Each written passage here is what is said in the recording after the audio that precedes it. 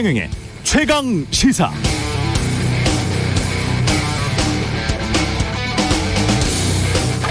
(1973년생) 서울 서초구 경원중학교를 나와서 서울 강남구 압구정동 현대고등학교 졸업하고 서울대 법대 졸업 전에 사실을 패스했습니다. 미국 콜롬비아 대학교 법학전문 석사, 미 뉴욕주 변호사, 최연소 검사장을 거쳐서 이번에 법무부 장관 후보자에 지명된 한동훈 후보 거주지는 서울 강남구 대치동 타워팰리스. 소유한 아파트는 시가로 40억 정도 되는 서울 서초구의 땡땡 아파트고요. 이 아파트 바로 옆 단지가 바로 지금도 윤석열 당선인이 거주하는 고급 주상복합 아파트입니다.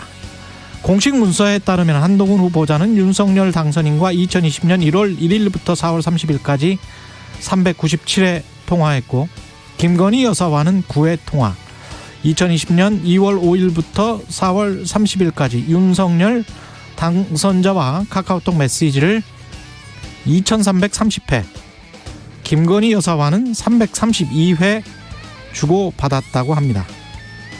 2개월, 3개월 정도의 기간 동안 강남 키드 출신의 엘리트 검사, 윤석열 당선인의 최측근, 이렇게 정의하는 게 상식적이겠습니다. 그런데 한동훈 검사장이 법무부 장관 후보에 지명된 이후 조선비즈는 한동훈 후보를 모델 포스 비주얼 깡패, 한동훈 향해 쏟아지는 관심, 졸업 전 40패스 최연소 검사장, 기업수사 국정농단 수사의 조선 제1검 별칭도, 이렇게 소개했네요. 궁금합니다.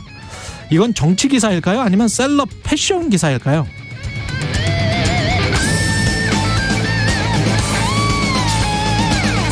네, 안녕하십니까. 4월 19일 세상에 이익이 되는 방송 최경영의 최강시사 출발합니다. 저는 KBS 최경영 기자고요. 최경영의 최강시사 유튜브에 검색하시면 실시간 방송 보실 수 있습니다. 문자 참여는 짧은 문자 50원, 긴 문자 100원이들은 샵9730 무료인 콩 어플 또는 유튜브에 의견 보내주시기 바라고요. 오늘 인터뷰 더불어민주당 윤호중 비대위원장, 그리고 더불어민주당에서 추진 중인 검수완박, 이른바 검수완박 입법과 관련해서 검사 출신의 이중재 변호사 이야기 나눕니다.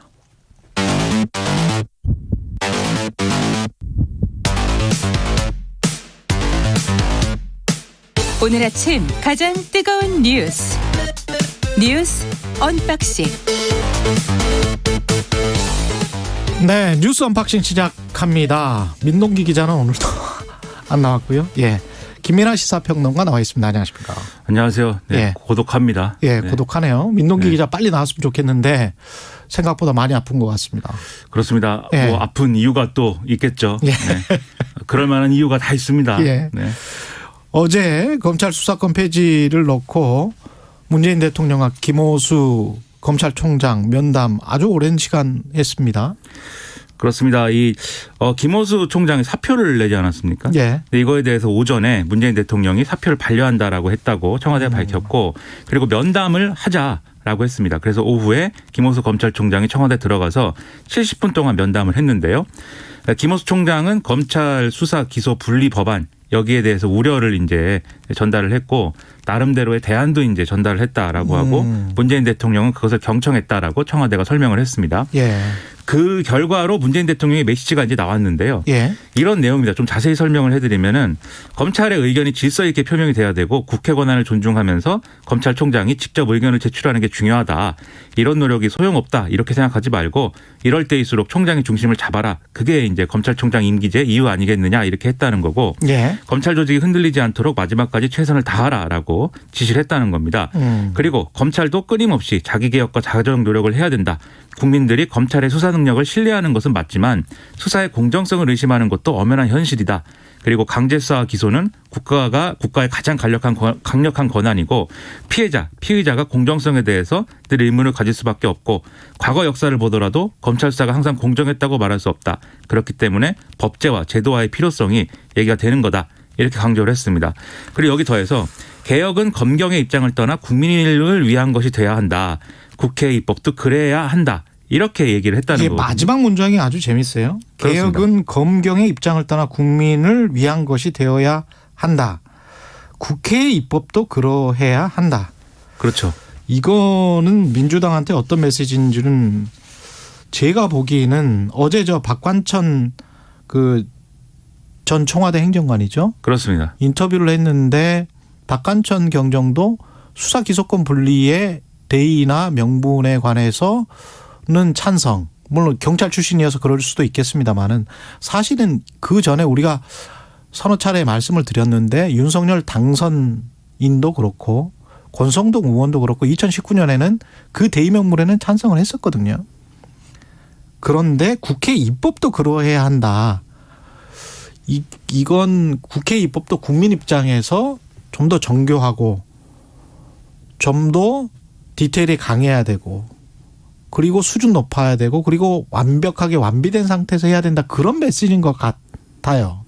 그렇다면 4월 입법을 바로 처리해야 된다라는 민주당과는 약간 뉘앙스가 다른 것 아닌가 그런 생각이 드네요. 그래서 이제 언론들의 이제 대체적인 해석은 이게 아무래도 이제 명확하게 문재인 대통령 입장에서는 예. 하지 마라 뭐 이렇게 얘기한다든지 또는 할 거니까 무조건 해야 되니까 검찰은 조용히 있어라 이렇게 얘기할 수 없는 거지 않습니까? 그래서 이제 나온 이제 메시지인데 그러다 보니까 해석들을 좀 해야 되는데 예. 대부분의 언론들은 이런 메시지로 해석을 하고 있습니다. 민주당도 지금 법안이 상당히 이제 좀 성기고 그다음에 다소 이제 국민의 의견이나 이런 것들이 완벽하게 수렴됐다고 보기는 어려우니 좀 이 시간을 갖고 국민들을 설득하고 또 국민에게 결과적으로 미치는 영향이 부정적 영향이 없도록 해라. 예. 그런 좀 말씀하신 대로 좀 이 완전한 법안을 만들어 가지고 완전한 시스템이 갖춰진 상태에서 해라. 이제 이런 취지로 받아들이고 동시에 검찰도 이렇게 막 무슨 뭐 이 집단으로 이렇게 들고 일어나서 뭐 검찰총장이 사표 내고 이런 거 말고 가서 이 민주당을 한번 설득을 해봐라. 검찰총장이 중심이 돼서 본인들의 자성의 노력이나 성찰의 노력은 분명히 있어야 됩니다. 그렇죠. 예, 자기 쇄신 노력이 있어야 돼요, 검찰도. 그래서 검찰과 민주당 양쪽 모두의 일종의 자제를 주문을 하면서 중재에 나섰다라는 게 이제 일반적인 평가인 것 같은데 근데 이것도 또 이 대통령의 메시지이다 보니까 해석을 또 이 강조점이 서로 달라요 또 언론들이. 예. 그래서 이 일부 언론의 경우에는 문재인 대통령이 검수완박 안 된다 이렇게 메시지를 냈어야 되는데 이게 뭐 양비론에 갇혔다 뭐 이렇게 지금 평가를 하고 있기도 하고 또 민주당을 말리는 거다 결과적으로는 뭐 예. 이렇게 평가를 하기도 하고 막 엇갈리는 상황인데 어쨌든 대부분의 평가는 중심을 잡았다라고들 보고 있다는 겁니다. 예. 그리고 좀 헛갈리지 않았으면 좋겠는 게 지금 수사 기소권 분리를 하는 이유가 정말 100년 대계를 위해서라면 100년 대계에 맞게 설계를 하는 게 저는 좋을 것 같고요. 그렇습니다. 그리고 수사 기소권 분리를 하는 이유가 검찰을 믿지 못해서 검찰의 정치적 공정성을 믿지 못해서 그거는 그동안에 쭉 제기가 됐고 지금도 제기가 됐잖아요. 그리고 그 이전에 이 지금 민주당이 수사 기소권 분리 법안을 강하게 밀고 나가기 바로 직전의 상황을 염두해 보면 문재인 이재명을 죽이려고 하는 어떤 흐름이 있다. 이걸 지금 주장을 하면서 이렇게 이야기를 한 거잖아요. 민주당이 공공연하게 그렇게 얘기를 하고 있습니다. 그렇죠. 그러면 그거는 굉장히 정치적인 문제란 말이죠. 그렇죠. 그러면 윤석열 당선인과 민주당과 국회가 국민의힘이 어떤 상호 간의 협정, 약속 그러면서 수사 기소권 분리를 이런 대의 명분을 그 앞으로 한 1, 2년 후에 충분히 검토해서 그쪽으로 원칙적으로는 나가되 어떤 정치적 공정성 문제, 검찰의 정치적 공정성 문제 하지 말라는 게 아니고요. 무슨 어떤 법이 어떤 불법이든 간에 공정하게 다루라는 게 국민의 지금 요구 아닙니까? 그렇습니다. 그렇죠. 그러니까 김혜경이든 김건희든 뭐 윤석열이든 이재명이든 다 공정하게 다루라는 거잖아요. 그런 차원에서의 어떤 검찰의 공정성이 담보되는 행위들이 뒷받침된다면 합의가 될 수도 있지 않을까. 제가 자꾸 너무 좋은 식으로만 해석하는지도 모르겠지만 아니, 그래야 되는 게 정치 아닙니까? 별로 좋은 건가요? 이게 결론적으로 예. 말씀드리면은 예. 그러니까 수사권과 기소권을 분리하자라는 얘기가 시작된 것도 예. 검찰이 너무 수사권에 대한 큰 어떤 권한을 갖고 있다. 너무 직접 수사를 많이 한다. 여기서부터 시작이 된 거지 않습니까? 그렇죠. 그러니까 그런데 그것을 이제 이루는 수단으로 법에 있는 검사의 수사와 관련된 것들을 다 다 없애버리는 방식으로 하는 것이 현실적으로 맞는 것이냐 그러니까요. 이런 의문이 있는 거죠. 맞아요. 검찰의 권한은 줄여야겠는데 지금과 같은 법안으로 할 수 있는 거냐. 그리고 그것과 정치적 공정성과 또 어떻게 그걸 하면 정치적 공정성이 없어지냐, 공정성 논란이 없어지냐. 그렇죠. 그것도 아닌 것 같아요. 저는. 그렇죠. 그렇기도 예. 하고 또 그렇게 했을 경우에 오히려 경찰의 권한이 커진다든지 또는 이제 새롭게 만들어질 예를 들면 중수청 이런 것들의 어떤 실질적인 수사 역량에 대한 문제라든지 그리고 앞으로 뭐 이렇게 이 조정을 했을 때 수사의 어떤 영역이라든지 권한을 조정을 했을 때 공수처의 사례로 볼 수 있듯이 향후 몇 년 동안은 좀 혼란스럽거나 제대로 수사가 안 되거나 뭐 이럴 가능성들이 있는 거거든요. 실제로. 그리고 그런 상황에서도 중수청이나 경찰이 정치보복 수사를 했다라고 그때 야당은 또 주장할 수 있는 거예요. 그렇죠. 예, 그리고 그런 상황이 또 나올 수 있는 건데. 그렇죠. 근데 이런 정치적인 공정성 논란과 법률적인 수사 기소권 분리를 섞어가지고 지금 혼합해서 혼동해서 이야기를 하는 거는 조금 분리해서 이야기를 해야 되지 않나 이거야말로. 그렇습니다. 아마 그래서 예. 그런 고민을 문재인 대통령도 하지 않았을까라고 이제 보는 거죠. 장관 후보자들의 추가 의혹은 계속 나오고 있습니다. 그렇습니다. 이 가장 이제 예. 많은 의혹이 얘기가 되는 정호영 보건복지부 장관 후보자에 대해서 또 이제 보도가 나오고 있습니다. 그래서 이 정호영 후보자와 인연이 있는 경북대 의대 교수들이 2017학년도 정 후보자 딸, 2018학년도 정 후보자 아들 두 사람 다 의대 편입학 심사위원으로 연속으로 들어가서 고득점을 준 게 확인됐다. 이게 이제 더불어민주당에서 밝힌 자료에 의해서 보도가 많이 된 그런 상황인 건데요. 예. 이게 이 정호영 후보자하고 논문을 함께 쓴 공저자들이 같이 이제 심사위원회에 포함돼 있고 뭐 이러는데 이와 관련돼서 언론이 이렇게 얘기를 하고 있습니다. 경북대 의대 전인 교원 비율이 80%에 달하기 때문에 정호영 후보자와 가까운 동문 교수들이 편입학 심사위원으로 참석할 가능성 자체가 이제 큰 상황이었다. 그리고 두 자녀가 아버지 부친이 근무하는 경북대 의대 편입에 지원한 것 자체가 이해 충돌인 거다. 이런 지적을 같이 하고 있는 상황이어서 이게 추가적으로 또 논란이 커지고 있는데 어제도 뭐 말씀드렸듯이 여기에 대해서 정호영 후보자 측은 이것은 지원자 이름을 가리는 블라인드 방식으로 진행이 된 것이기 때문에 특혜가 있을 수가 없다라고 반박을 하고 있고요. 근데 오늘 경향신문인가요? 그 지원자 이름을 알 수가 있었다며요. 그래서 이제 거기에 대해서 SBS 어제 이제 저녁 때 SBS 그리고 네. 오늘 중앙일보 등의 언론이 보도를 한 게 있습니다. 이게 뭐냐면 정호영 후보자 자녀는 의대 편입학 면접 시험 당시에 이름이 공개된 채로 이 면접이 진행된 것으로 확인이 됐다라는 거예요. 그러니까 응시생의 성과 이름이 다 면접관에게 미리 공개됐다라는 사실이 경북대 관계자에 의해서 확인이 됐다라는 거고요. 그리고 중앙일보의 이제 보도 내용 중에는 이런 대목도 있습니다. 이게 경북대 의대의 구술 면접 시험은 36명의 심사위원이 12명씩 3개 조로 나뉘고 다시 3명씩 조별로 4개의 방에 흩어져서 평가를 진행을 하는데 이런 구조라고 이제 돌아가면서 이제 하는 그런 구조기 때문에 특정 학생이 누가 들어왔다라는 것을 심사위원들이 나눠서 다 공유할 수 있는 그런 구조였다.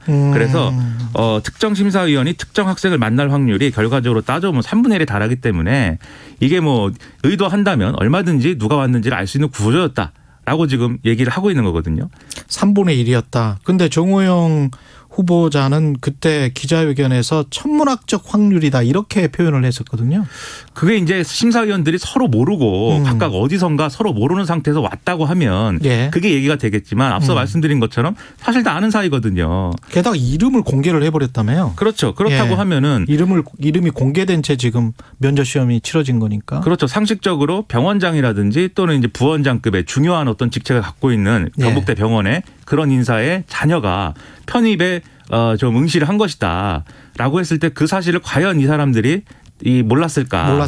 라는 거에 대한 의문이 생길 수밖에 없고요.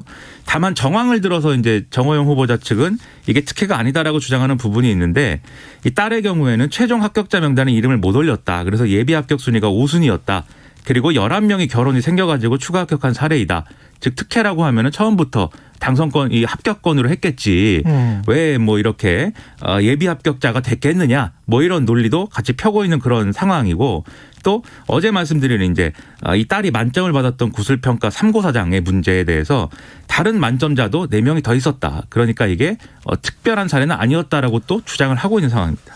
이게 병역 문제도 그렇고 아들의 병역 문제도 2급에서 4급으로 갑자기 떨어져서 사회복무요원으로 되지 않습니까? 이것도 그렇고 이거는 그냥 지난번에 굳이 뭐 추미애 뭐 조국 그런 케이스를 들지 않더라도 팩트를 확인하기 위해서라도 그냥 수사를 하는 게 제일 간단할 것 같은데. 그렇습니다. 그래서 예를 들면 오늘 동아일보의 경우에는 사설 제목이 이렇습니다. 정호영 후보자 사퇴하고 조사를 받아야 된다. 정호영 후보자가 공언한 예를 들면 교육부 조사하고 그다음에 이제 국회가 지정한 의료기관의 조사가 있는데 이게 뭐 언제 될지도 알 수 없고 결론이 언제 나올지도 알 수가 없으니 지금 본인이 이제 밝히지 못하는 부분에 대해서는 수사를 받는 게 맞다라는 취지거든요. 그리고 국민의힘 내에서도 지금 이 정호영 후보자를 안고 가는 게 맞느냐에 대한 의문이 지금 커지고 있는 그런 상황입니다. 국민의힘 김용태 최고위원이 공개적으로 얘기를 했고요. 거취를 결단해라 이렇게 얘기를 했고 하태경 의원도 이 라디오 인터뷰에서 정무적 판단이 중요하다. 억울해도 자진 사퇴하는 게 맞다라고 했는데 지금 인수위와 그다음에 윤석열 당선인 측의 기류는 어쨌든 인사청문회까지는 가야 된다라는 거에 가까워 보이고요. 특히 장제원 당선인 비서실장의 경우에는 기자들에게 이걸 계속 언론이 이제 조국 전 장관 문제하고 비교를 하고 있지 않습니까? 기자들이 그렇게 물으니까. 그렇죠. 화를 좀 내면서 두 사안이 뭐가 같냐. 정호영 후보자가 조작을 했느냐 위조를 했느냐. 뭐가 똑같은지 얘기해봐라. 막 이렇게 다그치기도 하고 분위기는 어쨌든 계속 가야 된다라는 건데 오늘도 그럴지는 좀 이따가 지켜봐야 될 것 같습니다. 근데 기자들이 수사관이 아닌 이상 기자들에게 정호영 후보자가 조작했습니까? 위조했습니까? 뭐가 똑같은지 이야기해보라. 이렇게 다그치듯이 이렇게 말하는 태도는 좀 이상합니다.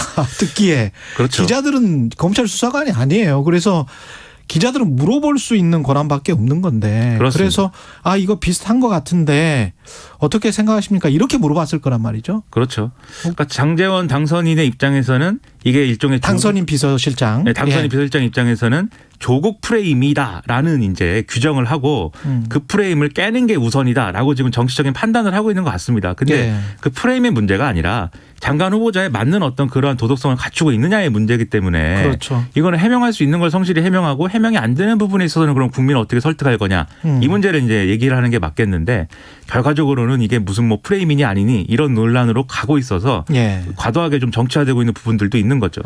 기자들은 똑같이 질문을 누구에게나 할 수밖에 없는 그런 상황인 것 같고요. 이상민 행정안전부 후보자의 아빠 찬스 이거는 뭔가요? 이상민 행정안전부 장관 후보자가 3년 동안 사회이사를 맡았던 그룹 계열사에 아들이 지난해 입사했다 이런 내용인데요.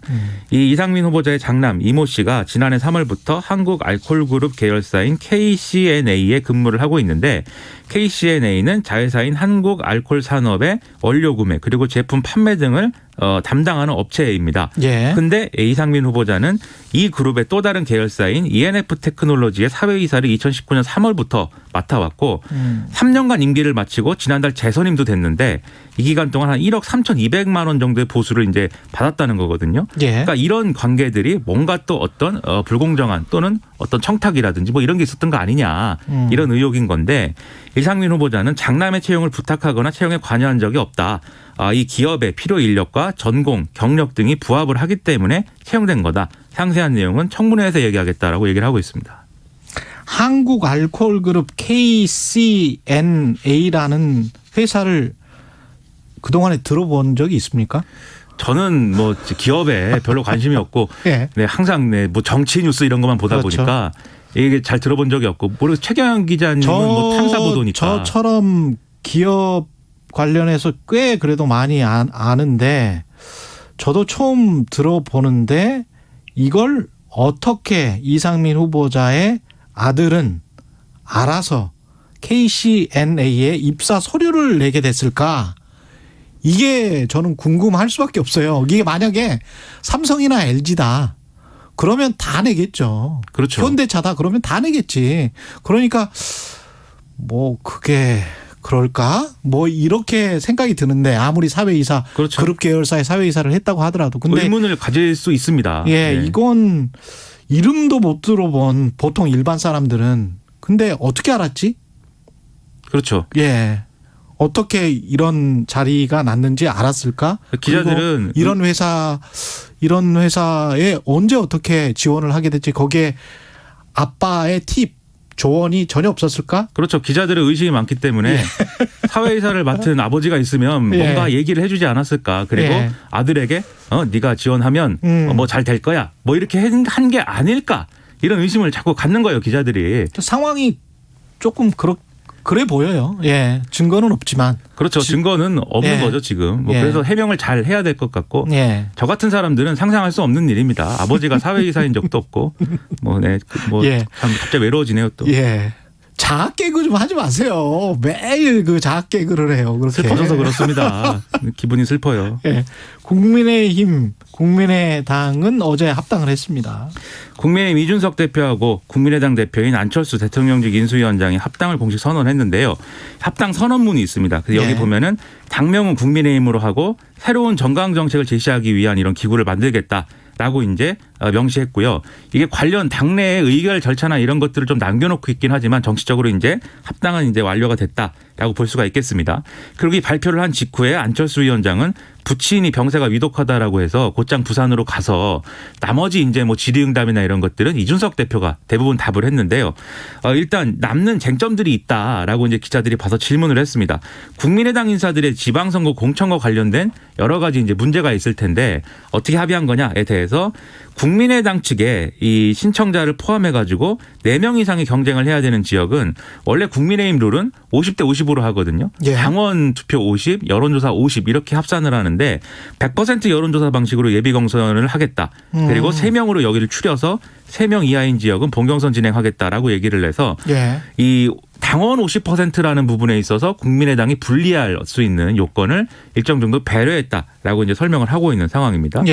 그리고 합의문에 있는 지도부 구성 등에 대해서는 국민의당 출신 지명직 최고위원 2명을 추가한다. 그리고 여의도 연구원의 부원장을 국민의당 인사로 임명하겠다는 뜻이다라고 이제 설명을 했고요. 뭐 고용 승계 이런 문제를 놓고 이준석 대표는 당직자 승계 후에 역량을 확인해서 처우를 보장하겠다라고 이제 언급을 해서 일단 승계는 하는데 처우는 이후에 국민의힘의 기준에 따라서 이제 하겠다라는 취지로 설명을 했습니다. 그래서 회사처럼 몇 급이 있겠죠. 그렇죠. 그래서 대부분의 이제 쟁점은 합의가 된 걸로 보이는데 다만 국민의당 측에서 완전히 만족하고 있는 그런 상황은 아니어서 예를 들면 광역 비례대표 후보라든지 이런 걸 놓고는 경쟁적인 어떤 그런 절차를 거치지 않는 부분에 대해서는 일종의 이제 지분 보장이나 이런 것들을 여전히 요구하는 상황이어서 뭐 불씨는 남아 있는 거 아니냐 이런 평가가 나오고 있습니다.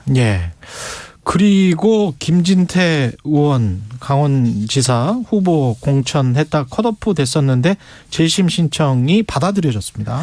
그렇습니다. 이게 이제 김진태 전 의원이 강원지사 후보로 이제 좀 경선을 치르고 싶었는데 황상무 전 KBS 앵커가 강원지사 단수 후보로 결정이 돼서 이 황상무 전 앵커는 윤석열 대통령 당선인의 토론 준비를 담당하는 등 캠프 인사 아니겠습니까? 맞습니다. 그래서 이게 윤심 논란 이렇게 커진 건데요.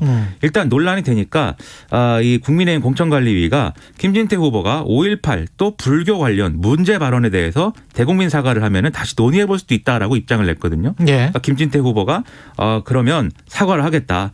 저도 어려운 상황이 돼서 상대방의 처지를 미처 살피지 못했다. 후회된다라고 했는데 이 문제 발언이라는 거는 5.18 북한군 개입설 그리고 조계사 경찰 투입을 주장한 것 등이 해당을 합니다.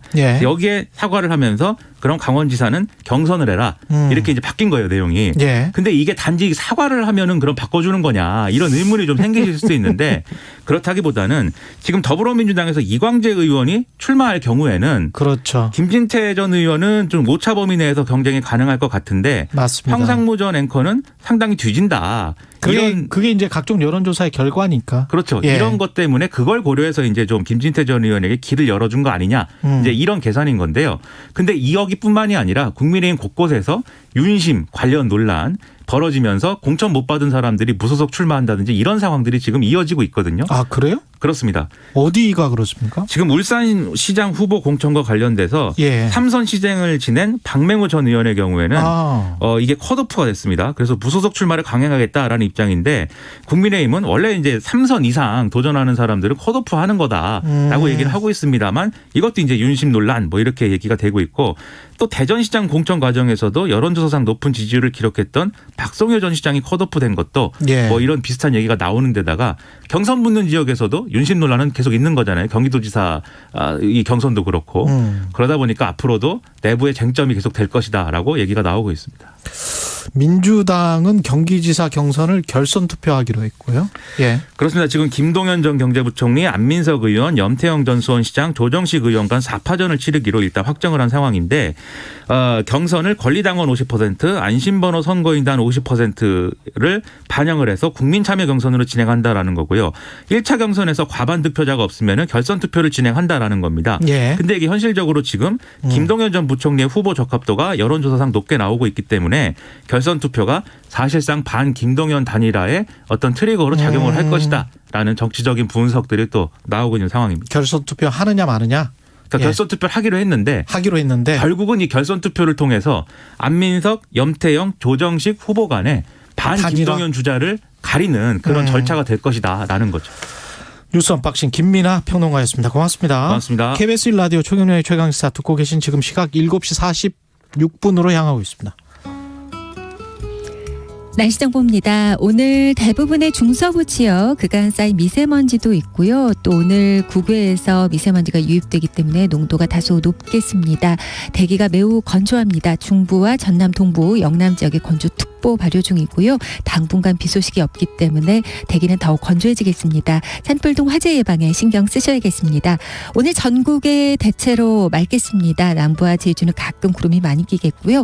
낮 기온은 서울 22도, 전주 23, 대구 25도 등 18도에서 26도 분포로 낮 동안 완연한 봄 날씨 펼쳐지겠습니다. 일교차가 15도에서 20도로 크게 나니까 건강관리에 유의하셔야겠습니다. 지금 서울의 기온은 9.4도입니다. 날씨 정보였고요. 다음은 이 시각 교통 상황 알아보겠습니다. KBS 교통정보센터 김민희 씨입니다. 네, 출근 정체가 빠르게 늘고 있습니다. 부산 외곽고속도로 창원 쪽으로 진영 부근에서는 사고가 나면서 2차로를 막고 처리 작업을 하고 있고요. 중부고속도로 남이 쪽으로 남이분기점 부근에서도 사고가 났습니다.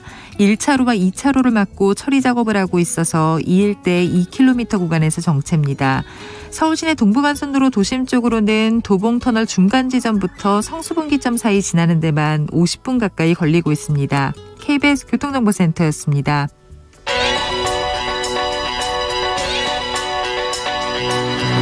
최강 시사 신혜리의 눈. 네, 신혜리의 눈 뉴스포터 신혜리 에디터 나와 있습니다. 안녕하십니까? 네, 안녕하세요. 예, 오늘은 중국 경제 수도 상하이 2,500만의 도시인데 네. 도시봉쇄 3주째 지금 좀 풀었습니까? 어떻습니까?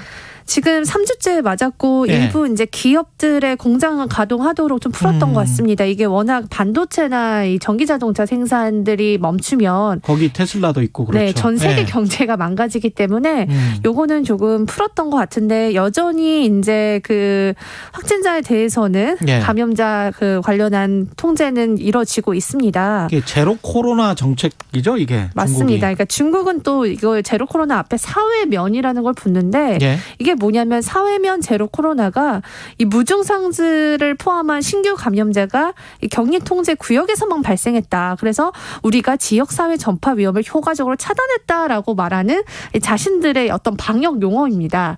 그러니까 본인들의 이 봉쇄 정책에 대해서 굉장히 효과적이다. 지금도 그렇게 얘기하고 있는데요. 사실 지금 미국에서는 보고서가 나오고 있는 게 예. 지금 이 봉쇄는 전혀 효과적이지 않다. 이렇게 계속 봉쇄한다면 이게 과연 차단이 되지 않을 것이고 예. 결국 중요한 건 백신과 치료제다라는 얘기를 하는데요. 예. 제가 지난번에 한번 살짝 말씀드렸죠. 지금 중국이 이렇게 봉쇄를 할 수밖에 없었던 이유는 예. 이 자체 백신의 변이 효과가 떨어지기 때문입니다. 그러니까요. 네. 중국을 믿을 수가 없는 게 2020년 이후에 지금 상하이에서 이렇게 도시 봉쇄를 하고 이 난리가 났는데 네. 처음으로 사람이 죽었다. 네. 이렇게 지금 발표를 했잖아요, 최근에. 그렇습니다. 네, 그 발표도 사실 뭐 신뢰 못 가능할지는 믿겠어요, 모르겠습니다. 이거는. 지금 예. 나오고 있는 데이터가 뭐 2만 명 이상 상하이에 지금 감염이 됐다고 하는데 예. 우리나라도 겪었듯이 변이의 속도는 굉장히 빠르지 않습니까? 오미크론 이거 진짜 대단하잖아요. 네, 그리고 예. 무증상 감염자도 사실상 굉장히 많고요. 우리나라는 굉장히 이 접종 플러스 검사를 굉장히 국민들이 잘하는 그렇죠. 그런 국민성을 갖고 있는데 예. 사실 중국은 지금 어떻게 될지는 잘 모르겠습니다만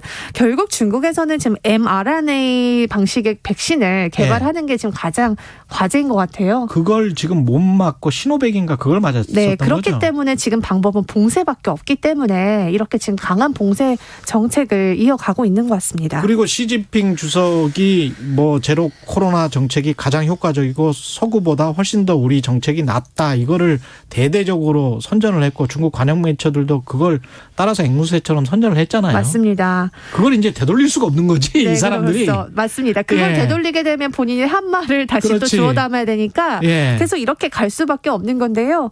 지금 우리나라도 사실 경험해 보셨죠? 7일 동안 집에 계셨을 때 어떠셨어요? 답답하죠. 네. 근데 예, 이거를 집에 3주, 있어도 답답한데 3주 동안 한다고 생각해 보십시오. 거기다가 병원에 지금 BBC 방송 보니까 네. 병원에 한 300명이 갇혀가지고 맞습니다. 전부 다 감염됐더라고요. 맞습니다. 근데 한 명 이제 죽었다는 거예요. 2020년 이후에 네. 딱 한 명 죽었다. 네. 이게 말이 됩니까? 네. 제가 어제 상하이에 있는 친구가 그 사진 하나 보내줬는데 예. 마트가 정말 하나도 안 남기고 다 없어지더라고요. 이게 그러니까요. 배달이 가능하잖아요, 중국은. 예. 근데 지금 배달 인력조차도 지금 움직이지 못하는 상황이어서 그렇죠. 이 배달도 원활하지 않습니다.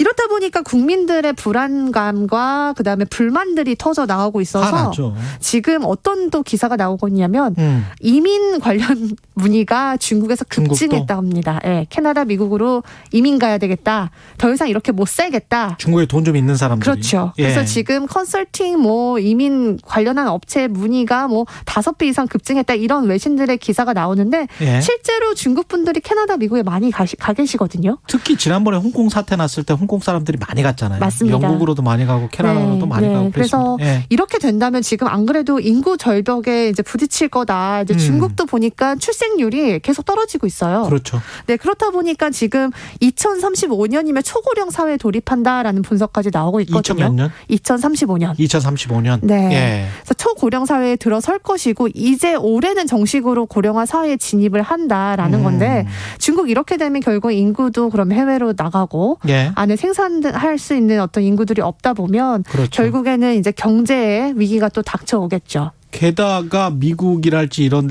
쪽에서 기술적으로 자꾸 분리를 시키려고 하잖아요. 그렇습니다. 그러면서 뭐 반도체 기술이랄지 이런 것들은 철저히 막으려고 하니까 첨단 기술들 네.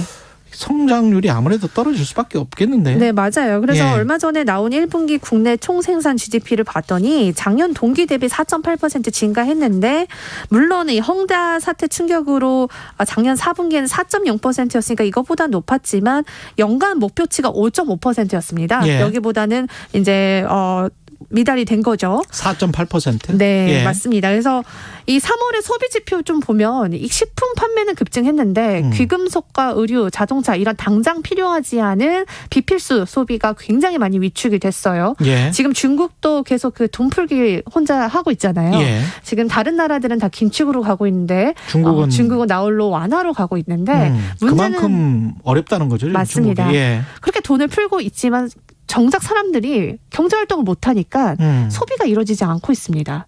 내수가 돌아가지 않아요. 예. 그래서 내부에서는 돈을 아무리 풀면 뭐하냐. 사람들이 이렇게 가다 놓고 공장도 가동 그렇지. 못하게 하는데 라면서 지금 외부에서도 굉장히 이런 지적들이 나오고 있는데 그래서 그런지 어제 바로 이제 반도체와 자동차 관련한 이 중점 기업들은 생산을 좀 재개하게 풀어준 것 같습니다.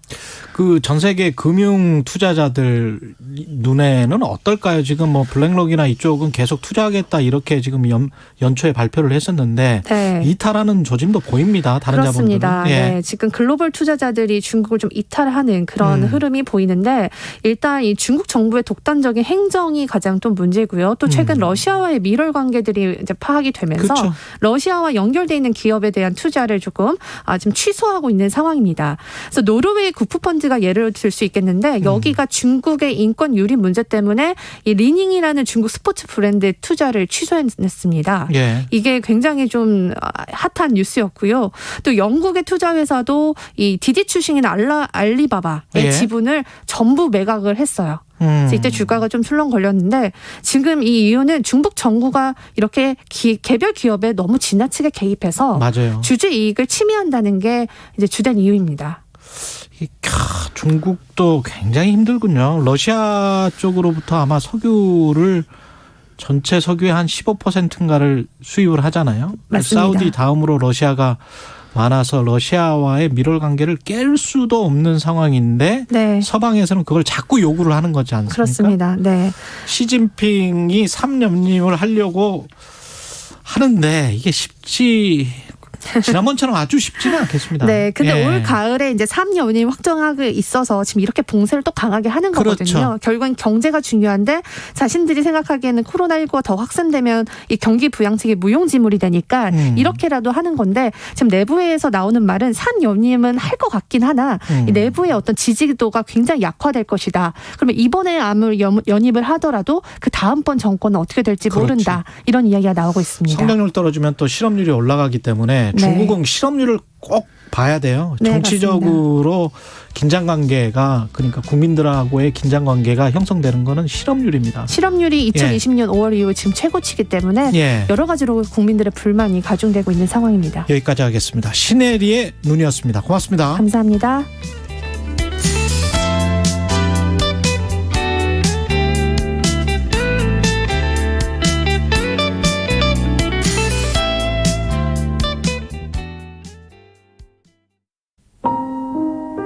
당시에는 왜 계속 나는 아직 친구들을 잃은 아픔도 받아들이지 못했는데 왜 계속 나한테 트라우마에 관해서 이야기를 하지라는 생각이 들기도 했었어요. 2022 KBS 연중기획 기억을 기록하다. 근데 저 역시도 1년이 한참 지난 시점부터 트라우마가 나타나기 시작을 했고 그거를 초반엔 받아들이기 굉장히 힘들었거든요. 그게 지금까지도 지속이 되고 있는데 저는 세월호 참사를 겪은 생존자이기 동시에 피해자인데 당시 우리 사회 분위기를 보면은 피해자를 굉장히 좁게 규정을 하고 내가 충분히 아프고 힘든데도 그렇게 말할 수 있는 환경이 제공되지 않지 않았나라는 생각도 들었고 사회적인 분위기가 점점 정치적으로 형성이 되다 보니까 내가 겪은 일에 대해서 혹은 내 친구가 겪은 일에 대해서 이야기하는 것만으로도 정치색을 비추는 것처럼 표해지는 경우가 많더라고요. 그래서 더 귀를 막고 눈을 막고 입을 막게 됐던 경우가 많았던 것 같은데 저희가 교통사고만 당해도 개인이 가지고 있는 트라우마가 굉장히 오래도록 지속이 되잖아요. 그리고 제가 그 일을 겪었다는 거, 내가 지금 굉장히 힘들다는 거를 받아들이는 시간도 꽤나 오래도록 걸리거든요. 피해자들이 온전히 받아들이고 또 사회가 이 참사를 객관적으로 바라볼 수 있는 시간이 걸릴 수 있다는 거를 좀 인지하고 참사를 바라봐 주면은 꼭 피해자가 아니더라도 사회도 이런 세월호라는 사회적 참사가 너무 충격적이었던 만큼 서로가 치유를 할 수 있는 시간이 마련이 되었다면 더 좋지 않았을까라고 생각을 하고 있습니다. 세월호 생존 피해자 김도연 학생의 깊은 상처는 언제쯤 아물 수 있을까요? 당신과 대한민국의 기억, KBS가 기록합니다.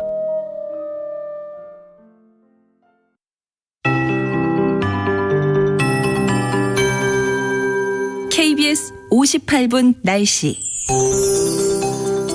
오늘도 대부분 지역 20도를 넘겠습니다. 금방 더워질 듯합니다. 서쪽 위주로 미세먼지 농도도 높겠고요. 대부분 지역의 오존 농도까지 높겠습니다. 자외선 지수도 치솟는 요즘 화창한 날씨 속에 주의할 점이 좀 많습니다.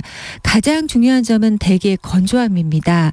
지금 서울을 비롯한 대부분의 중부지방과 또 남쪽 지역 가운데에서 동쪽 지역, 그러니까 전남 동부나 영남 지역으로 건조특보가 내려져 있습니다. 당분간 강수가 예상되지 않기 때문에 대기는 더욱 건조해지겠습니다. 산불 다발 지역인 영동이라든가 경북 산지 그리고 경북 동해안 쪽 내일 낮부터 바람이 매우 강하게 분다는 예보가 전해져 오고 있습니다. 화재 예방에 신경 쓰셔야겠습니다. 오늘 중부지방은 대체로 맑겠고 남부와 제주는 가끔 구름이 많이 끼겠습니다. 낮 기온은 서울 22도, 대전 24도, 대구 25도 등 전국적으로 18도에서 26도의 분포를 보이겠습니다. 내일도 비슷한 기온 예상됩니다. 서울의 아침 기온 9도, 낮 최고 기온 22도로 오늘과 내일 일교차가 15도에서 20도 안팎으로 벌어지고요. 내일도 전국적으로 대체로 맑겠습니다. 내일 밤부터 서해상의 안개가 짙어지기 때문에 서해안으로 유입될 가능성이 높습니다. 지금 서울의 기온은 11도입니다. KBS 58분 날씨 강혜종입니다.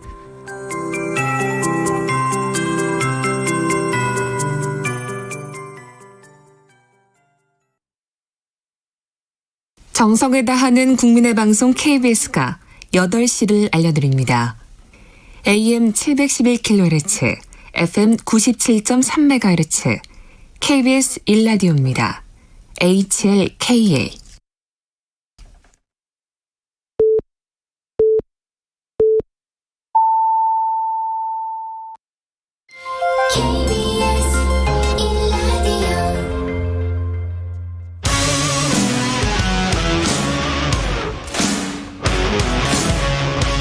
오늘 하루 이슈의 중심 최경영의 최강 시사.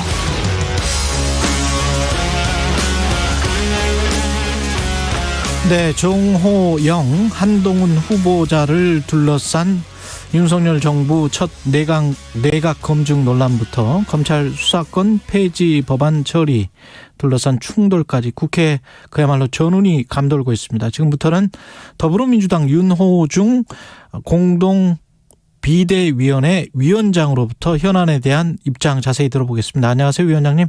네, 안녕하십니까. 네. 예, 지금 인사검증 시작해야 되는데. 네, 그렇습니다. 예, 정호영 후보자도 그렇고, 뭐, 한두 가지가 아니어서요. 정호영 후보자 같은 경우는. 네, 뭐, 정호영 후보자뿐만 아니라. 예. 한동훈 법무장관도 마찬가지고요. 예. 또, 교육부 장관. 김인철. 국무총리 후보자 인사청문회가 다음 주부터 이제, 첫 청문회로 시작을 할 예정인데요. 예. 예, 뭐 총리 후보자 역시 마찬가지입니다. 민주당이 이게 문제다라고 보는 부분들을 하나씩 좀 설명을 해 주시겠습니까? 한덕수 국무총리 후보자부터. 예, 뭐 한 사람 한 사람 얘기를 하기는 제가 좀 드리고 그렇고요. 싶지 않고요. 예. 인사청문회를 통해서 검증을 그렇고요. 할 테니까요. 예. 오히려 윤석열 당선인이 이 일기 내각을 구성하는데 예.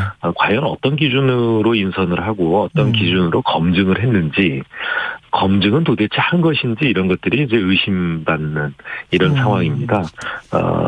그대로 이제 그 윤석열 당선인이 검찰총장 할 때 선택적 정의, 선택적 공정 뭐 이런 것들을 했던 것처럼 그냥 나와 가까운 사람, 나를 지지해주고 그동안 나와 잘 지낸 사람들은 별 문제 없고 아주 좋은 사람이다.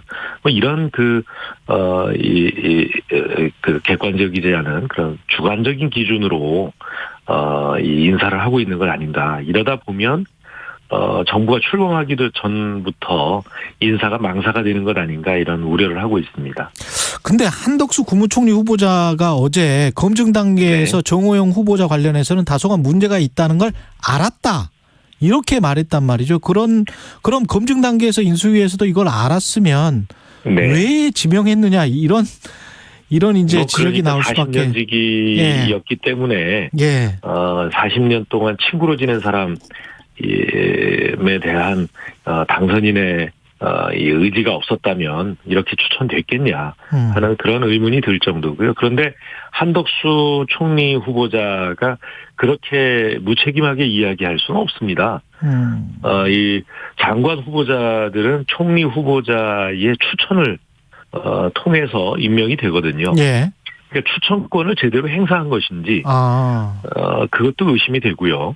그렇게 되네. 과연 이제 뭐 지금 그 정호영 복지부 장관 후보자에 대해서는 뭐 그 자녀의 학력과 관련해서 뭐 입시 문제, 네 이런 것들도 계속 나오고 있고요. 또 그뿐만 아니라 그 뭐 병역과 관련해서도 의혹이 제기되고 있지 않습니까? 그래서 이 한덕수 후보자가 그야말로 본인이 이야기했던 것처럼 뭐 책임 총리 또는 뭐 이런 역할을 제대로 하겠다라고 하면 이런 분을 추천하면 안 되죠. 안 되었죠. 앞으로 그야말로 총리가 되시더라도 허수아비 총리가 되는 것 아니냐. 또 과거에 봤던 것처럼 대독 총리 되는 것 아니냐. 이런 분을 과연 총리로 인준을 해드려야 되는 것인지 뭐 이런 것조차 의문이 들 정도입니다. 근데 윤석열 당선자는 부정 에펙트가 확실히 있어야 한다 이렇게 이야기를 했다고 하고 장제원 비서실장은 이게 조국 사태와 뭐가 같냐 비슷한 게 있으면 얘기를 해보라 그러면서 이제 발끈했다 이런 보도가 나왔어요. 이미 그 언론을 통해서도 밝혀지고 있지만 예. 병역 증명서에도 허위 기재가 돼 있고요. 그다음에 이제 그 입학 사정을 거쳤겠으며 편입을 했죠. 편입했겠지만 이를테면 그 학부생으로서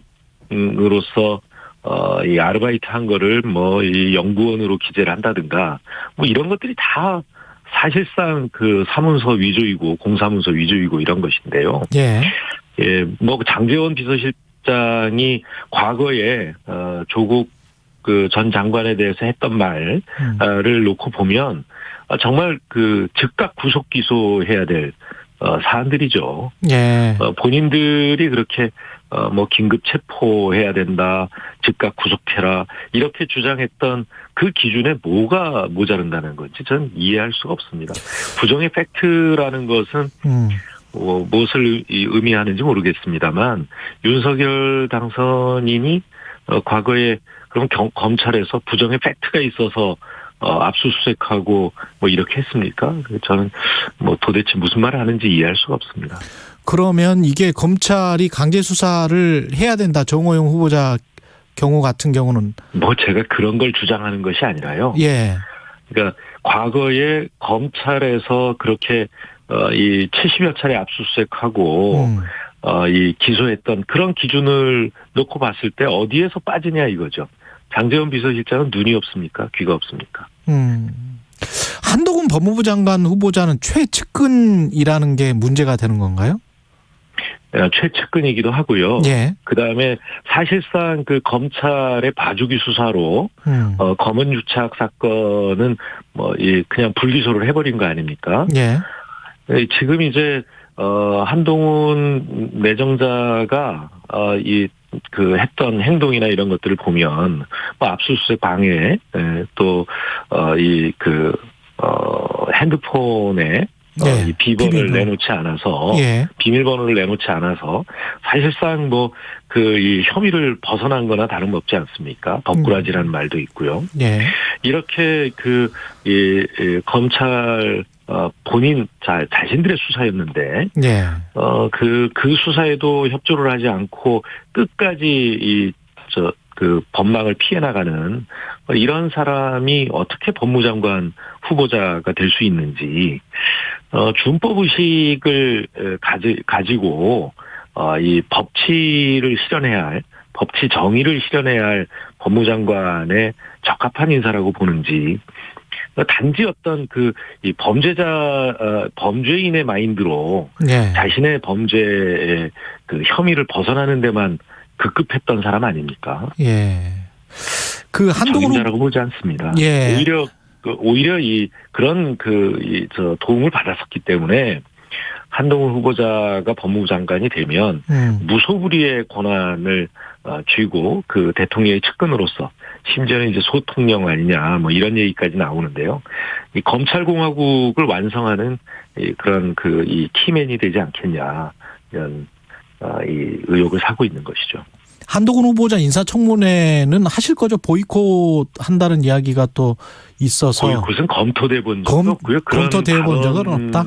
예, 발언도 좀 왜곡돼서 전달이 된 것으로 그렇게 알고 있습니다. 그렇군요. 지금 인사청문회 통해서 어떤 부분들이 가장 중요하게 짚어져야 될까요? 이걸로 당연히 장관 후보자들의 능력, 적임자로서의 그런 능력을 가지고 있는가, 기본적인 어떤 이 국정의 철학을 가지고 있는가, 이런 것들과 함께 우리 국민들이 가지고 계신 이 도덕성에 대한 기본적인 기준을 충족시키는가, 이런 부분들 함께 검증을 해야 된다고 봅니다. 예. 검찰의 수사권 폐지와 관련해서는 민주당은 처리를 이달 안에 하겠다라는 입장에는 변함이 없는 겁니까? 네, 변함이 없습니다. 그 국민의힘 같은 경우에는 이게 검수완박법이 통과되면 죄인 대박 국민 독박이다. 경찰이 중국 공안처럼 무소불위가 된다. 이렇게 주장을 하잖아요. 저희는 이 검찰이 가지고 있는 수사권을 모두 검찰에 다 넘겨야 된다라고 하는 그런 주장을 하고 있는 것도 아니고요. 저희 기본적으로 이 검찰의 수사권과 기소권이 전부 주어지다 보니까 또 이 다른 나라 검찰의 경우에는 수사권을 법적으로 가지고 있다고 하더라도 실제 수사를 하는 검찰은 거의 없습니다. 근데 우리나라처럼 거의 지금 한 8,000명 정도의 검찰 직원이 있는데, 검사는 한 2,000명 되고요. 실제로 검사 1인당 2명, 3명의 이 수사 인력을 가지고 이렇게, 이 막강한 수사력을 가지고 있는 검찰은, 전 세계에서 찾아보기 힘듭니다. 이런 것들이 결국 검찰을 무소불위 권력을 만들게 했고요. 견제받지 않는. 그리고 그것 때문에 사실상 법률 시장 자체가 왜곡되고 있습니다.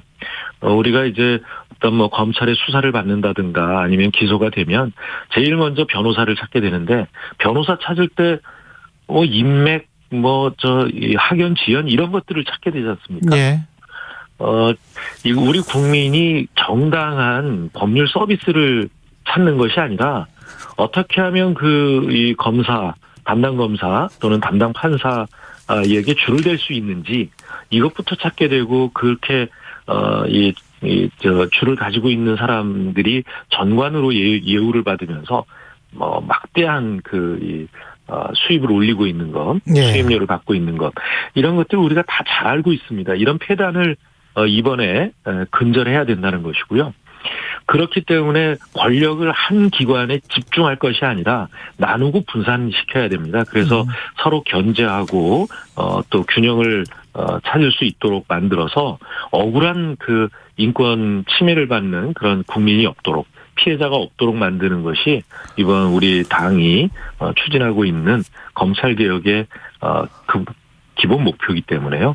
경찰의 모든 권한을 갖다 주겠다는 것이 아닙니다. 수사권도 경찰뿐만 아니라 다른 기관을 설립해서 지금 이제 공수처도 있으니까요. 한국형 FBI. 한국형 FBI 이런 것들을 해서 서로 견제가 되도록 이렇게 또 경쟁이 이루어질 수 있도록 이렇게 만들자는 게 저희 기본적인 구상입니다. 근데 민주당이 당론으로 채택하기는 했습니다만은 조홍천 의원, 김혜영 전 의원도 그렇고 내부에서 왜 시점도 그렇고 조금 더 논의를 해봐야 된다. 내용이 완벽하지가 않다. 이런 이야기들. 그다음에 이제 위헌 논란들. 법조계에서 제기가 되고 있는 것들. 그다음에 이제 저는 그런 우선 위헌 논란이라는 것은 말이 안 됩니다. 말이 안 된다. 그러니까 검사가 영장 청구를 할 수 있다라고 하는 게 그러니까 검사가 청구한 그리고 법원이 발부한 영장에 의하지 않고는 이 국민의 기본권이 제한될 수 없다는 것이거든요. 그러니까 신체의 자유라든가 주거의 자유 이런 것들이 침해되지 않는다. 라고 하는 것인데, 그것은 검사의 수사권을 규정한 헌법 조항이 아니라 그것은 국민의 기본권을 이 자유권을 보장하기 위한 규정입니다. 조항입니다. 그렇기 때문에 그걸 위헌이라고 이야기하는 것은 그건 어불성설이고요. 그리고 저희가 지금 논의하고 있는 검찰 개혁안은 현재의 검찰제도, 현재의 사법제도와 비교하면 정말 이 하늘과 땅 차이에 그야말로 후진국 저 발끝에 있는 제도를 적어도 선진국 수준으로 끌어올리는 그런 개혁이지 비교할 일이 아닙니다. 어제 김호수 검찰총장과 문재인 대통령이 만나서 청와대가 밝힌 입장이 있는데 거기 마지막 문장이 이렇게 돼 있어요. 개혁은 검경의 입장을 따라 국민을 위한 것이 되어야 한다. 국회의 입법도 그러해야 한다. 그러니까 국민을 위한 것이 되어야 한다. 이게 이제 원론적인 이야기인데 이게 아주 마땅하고 그러니까 당연한 말씀을 하신 겁니다. 어떤 걸 의미한다고 보세요? 제가 아까 말씀을 드렸지 않습니까? 그러니까 검찰 또 경찰 이 수사기관은 모두 권력기관인데 이 권력기관의 이 그 과도하게 권한이 집중되어서 그리고 모든 권한을 틀어지고 있기 때문에 발생하는 여러 문제점들이 있었는데 그 피해는 전부 국민이 입고 있습니다. 그러니까 예. 법률 생활을 해야 되는 이 국민들이 피해를 입게 되고 그렇게 되기 때문에 이 억울한 피해자가 나오고요. 그러니까 이 범죄자로 의심을 받게 되면 그 이후에서부터는 이 엄청난 이 비용을 지불해서 무죄를 입증하든가 아니면 이 언제든 이 잘못된 이 검찰 또 그리고 수사 이 체계에 의해서 예.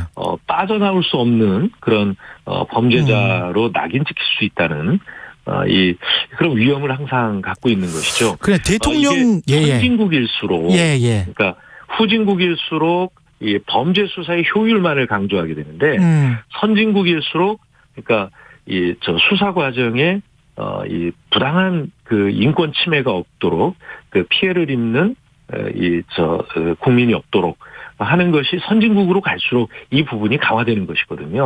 지금까지 우리는 범죄의 이 수사라고 하는 효율성만을 강조해 오다 보니까 검찰이 모든 것을 쥐고 있었죠. 알겠습니다. 대통령께서 말씀하신 것도 예. 검찰과 경찰 사이에 권한을 조정하는 문제가 아니라 예. 어떻게 해야 궁극적으로 국민의 권익을 지키고 국민의 인권을 지키느냐 이 기준으로 검찰 개혁을 해달라라는 주문을 하신 것입니다. 그런데 그 시기는 그래도 국회가 입법을 할 때 국민을 위한 것이라면 시기는 네. 조금 조정해야 되지 않나 이런 뉘앙스가 깔려 있는 거 아닐까요? 시기 조정의 문제는 아니라고 봅니다. 아 그래요? 지금 시기는 정권이 교체되는 시기이긴 한데요. 예. 그러니까 윤석열 당선인이 이 검찰 출신이기 때문에 사실상 검찰이 가지고 있는 그 무소불위의 권한을 조금도 양보할 생각이 없는 결국 검찰주의자 대통령이기 때문에 예.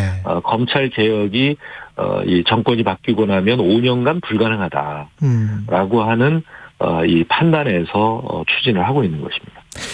이게 절차적으로 이게 가능할지 그 박병석 국회의장이 지금 큰 변수로 떠올랐는데 협조를 얻을 수 있을지 어떻게 생각하세요? 마지막으로. 박병석 국회의장 뿐만 아니라 예. 국회에 이 그 양식을 가지고 계신 예. 많은 분들께서 이 검찰 개혁의 필요성에 대해서 그 인정을 하고 있기 때문에요. 지금 뭐 정의당도 마찬가지입니다. 정의당도 이 몇 가지 문제에 대해서 이 문제 제기를 하고 있는 것이지 예. 검찰 개혁 그 자체를 반대하고 있지 않습니다. 그래서 그런 부분들은 충분히 토론을 통해서 논의를 통해서 그 의견을 모아 나갈 수 있다고 생각하고요. 박병석 국회의장님도 국회의원들의 이런 이 의견을 수용을 하실 것으로 그렇게 생각하고 있습니다.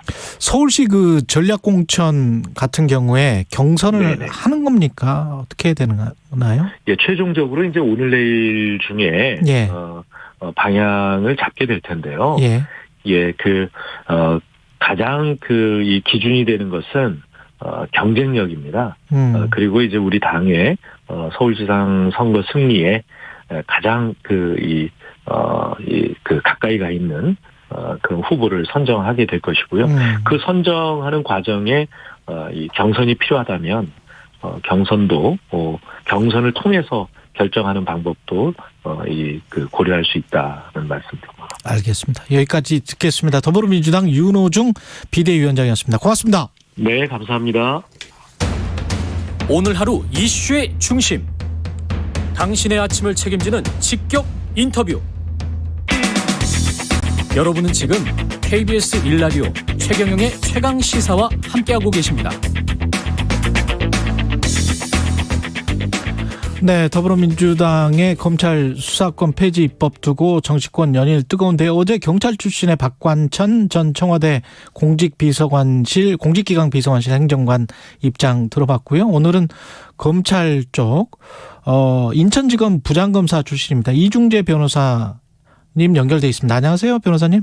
예, 안녕하세요. 해중재 변호사입니다. 예, 이번 그 개정안은 내용을 좀 보셨습니까? 예, 저도 뭐 좀 급하게 어제 좀 들여다봤습니다. 어떻든가요? 예, 보니까 우선 이제 크게 이제 검찰청법하고 형사소송법 이제 두 가지 법을 이제 개정하는 건데. 예.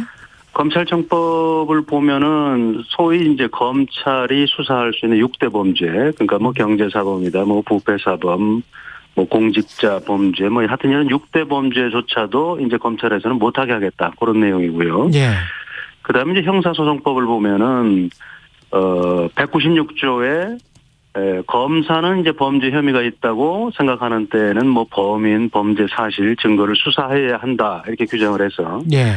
검사의 수사권에 관한 가장 대표적인 규정인데 이 규정을 삭제하도록 돼 있어요. 그렇게 하고 양 법률 개정안 전부 이제 공의 그러면은 이제 새로운 개정안이 시행이 되면은 뭐 지금 뭐 더불어민주당의 계획대로라면 8월 달부터 시행을 하겠다는 건데 예. 그때부터는 그때까지 하고 있던 검찰의 수사조차도 관할 검찰청의 뭐 지역에 대응하는 지역의 경찰청이 그대로 가져가기로 한다. 뭐 이런 내용이 되겠습니다. 아, 그렇군요. 지금 기존에 하고 있던 것도 관할 지역의 경찰청이 그냥 가져간다? 그렇습니다. 그러니까 뭐 아예 뭐 검찰은 뭐 수사에 관한 한 뭐 완전히 손을 떼라 이런 내용입니다. 보안 수사권 요구도 없어요? 아, 그런 것도 없죠. 이제 검찰은 뭐 그야말로 경찰에서 수사를 완료해서 기록을 뭐 기소 의견으로 송치가 되면은 정말 기소 여부 결정 그리고 만약에 기소를 한다면 공소 유지만 해라 뭐 이런 내용입니다. 이게 이렇게 하면은 수사가 될까요? 어떻게 보십니까? 저는 기본적으로 이렇게 수사와 기소를 분리하는 대원칙론에는 뭐 저도 찬성을 하는 입장입니다. 대부분의 법조인이 그러더라고요. 예. 그렇지만은 수사와 기소를 분리한다고 해서 수사를 함에 있어서 처음부터 경찰과 검찰이 협력할 수 있는 방법을 완전히 차단해 놓는 이거는 과연 누구를 위한 거냐. 이건 뭐 국민을 위해서 전혀 도움이 안 된다고 생각을 하고요. 예를 들어서 대표적으로 이제 수사와 기소가 분리되어 있는 나라가 미국인데 미국 같은 경우 수사 초기부터 검사와 경찰의 유기적인 협조가 이루어지고 그렇기 때문에 이제 법률가인 검사가 어떤 증거를 수집해야 되고 이 사건에 있어서는 어떤 방향으로 나가야 되고 이런 의견을 제시하고 경찰은 또 그 의견을 받아서 수사를 하는 거거든요. 그래서 여러분들처럼 뭐 미국 CNN 방송 같은 경우 보면은 국민의 이목을 끄는 사건이 발생하면 검사하고 경찰관이 같이 나와서 언론에 브리핑을 해요. 그런데 우리나라는 지금 완전히 개정안에 의해서 완전히 수사하고 기소를 별개로 보고 그냥 뭐 완전히 차단을 해놔가지고 아예 협력할 수 있는 길이 없는 겁니다. 이렇게 그 민주당이 법안을 내놓은 이유는 뭐라고 생각하세요? 내놓은 이유는 표면적으로는 그동안에 검찰이 많이 잘못했기 때문에 이거 정말 이런 걸 시정하고 궁극적으로는 국민의 인권 보장을 위한 거다 이렇게 얘기를 하고 있습니다만은 이런 법 개정안을 추진하는 시기에 비추어 보면은 속마음이 과연 뭐냐 이런 의심이 들 수밖에 없는 거죠. 한번 생각을 해보자고요. 검찰이 지금 현 정권 초기에 전 정권 수사할 때 그때는 오히려 특수부를 늘려주면서 더해라 했거든요. 수사를. 검찰 잘한다 하면서. 그런데 현 정권 인사인 전 조국 전 법무부 장관 수사를 하게 되자 그때 이후부터는 갑자기 인권 얘기가 나오고 검찰 개혁 얘기가 나온 거예요. 그러니까 전 정권 사람들 수사할 때는 인권이고 뭐고 안 보이다가 갑자기 현 정권 사람들을 수사하니까 인권 보호를 위해서 뭐 포털라인 같은 것도 없애야 되고 뭐 피의사실 공표도 더욱 엄격하게 해야 되고 이런 형국이 됐단 말입니다. 그러다 보니까 시기적으로 어떻게 현 정권 사람들 수사할 때만 갑자기 인권이 생각나느냐 이런 합리적인 의심을 할 수밖에 없는 거고요. 그리고 지금 형사소송법 새로 이제 검찰청법을 포함해서 개정을 하겠다고 하는 건데 이것도 지금 집권여당인 더불어민주당의 주도에서 이미 1년여 전에 새로운 형사소송법과 검찰청법을 시행을 하고 있거든요. 그러면 그게 이제 1년 조금 넘었는데 그야말로 잉크가 마르기도 전에 다시 개정을 하겠다는 거예요. 근데 그 시기가 그렇게 중요했다면은 그동안 지속적으로 계속 추진을 했어야 되는데 가만히 있다가 뭐 대선에서 패배하고 정권이 이제 교체가 될 이 시기에 예. 불과 2주 만에 뚝딱뚝딱 해서 다시 개정을 하겠다고 하니까 예. 그 진정성을 뭐 의심받을 수 있는 소지가 굉장히 다분히 생기게 된 거죠. 근데 저는 참 그 고민스러운 게 수사 기소권을 분리를 하면 검사들이 그동안 정치적으로 좀 의심받는 행동을 많이 했던 거는 사실이잖아요. 그리고 자기 편 감싸기도 많이 하고 사실 그 검사들 관련된 뭐 기소율 같은 것도 보니까 일반 사람들에 비해서 형편없이 낮더만요. 0.1%인가 뭐 이렇던데 이런 식의 어떤 검사들의 행태가 국민들에게 어떤 반감을 가져왔었던 거는 사실이긴 한데 수사 기소권 분리와 검찰의 정치적 공정성 논란이 유기적으로 결합되어 있는 겁니까? 아니면 따로따로 떼놓고 어떤 검찰 자체적으로 어떻게 해볼 수 있는 방법은 없어요? 정치적 공정성 논란에 관해서? 예, 검찰의 공정성은 수사 기소권에 분리하고는 저는 직접적인 관련은 없다고 생각을 합니다. 왜냐하면 수사하고 기소권을 같이 가지고 있다 보니까 그거는 뭐 권한이 너무 비대해져서 그걸 남용할 경우에 국민에게 돌아오는 피해가 더 클 수밖에 없다. 이런 너무 그 비대한 거를 쪼개야 된다. 그 논리가 이제 수사권과 기소권을 분리하는 거고요. 그다음에 공정성이라는 거는 기소 권한만 행사할 때도 언제든지 문제가 될 수가 있죠. 왜냐하면 기소해야 될 범죄는 기소 안 하고. 그러네요. 그죠? 또 반대도 마찬가지고. 그러면은 공정성은 언제든지 문제가 될 수 있는 거죠. 그렇기 때문에 검사들이 정말 이렇게 기소해야 될 걸 기소하지 않고 또 불기소해야 될 거를 뭐 정권의 압력을 받고 뭐 기소를 했다든가 이런 거는 불법적이고 비리가 될 수 있기 때문에 지금 또 역시 더불어민주당이 주도해서 공수처법을 그래서 만들어놨잖아요. 검사들의 비리를 검사들이 수사하는 건 더 이상 못 믿겠다. 그거는 공수처가 하면 된다. 공수처를 만들어놨단 말이에요. 그래서 제도적 틀을 다 만들어놨어요. 근데 만들어놓고 그다음에 우리가 70여 년간 시행하던 형사소송법의 근본 체계에 대한 대수술을 한 것이 불과 1년 전입니다. 그래서 그 결과 검찰 당신들은 6대 범죄 이것만 수사해라 이렇게 해서 전부 합의가 이루어진 건데 1년 만에 더군다나 이제 정권이 교체가 되는 요 시기에 갑자기 다시 개정을 한다고 하니까 좀 이거는 좀 문제가 있는 거 아니냐. 시기적으로도 의심받을 시기고 그다음에 절차적으로도 지금 뭐 아니 어떻게 더 이상 논의도 2주 만에 뚝딱 할 수가 있느냐 이런 논란이 지금 제기가 되고 있는 거죠. 3997님은 검찰 제 식구에 대한 기소 비율이 너무 낮다는 기사 봤는데 이게 이제 연합뉴스 기사 아까 제가 말씀드린 기사인데요. 불기소를 97% 했고 기소를 0.1% 했고 일반 전체 형사 사건 같은 경우는 불기소 55% 기소가 32%.